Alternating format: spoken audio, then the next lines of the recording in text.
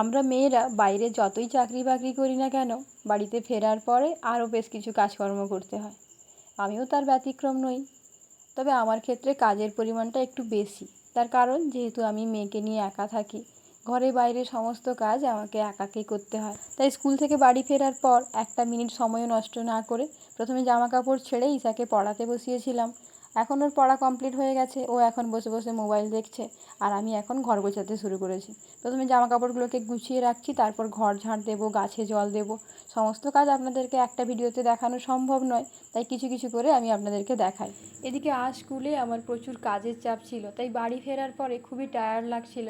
কিন্তু বাড়িতে এসে আমি কোনো রকম রেস্ট না নিয়ে একটানা কাজগুলোকে করে যাচ্ছি, কারণ একবার রেস্ট নিতে বসে গেলে আর বাকি থাকা কাজগুলোকে করতে ইচ্ছে করবে না। এদিকে সমস্ত কাজকর্ম সেরে খাওয়া দাওয়া শেষ করে উঠতে এখন রাত্রি 9টা বাজে। এখন আমরা চলে এসেছি ঘুমোতে। তো আজকের ব্লগটা এই পর্যন্ত। ব্লগটা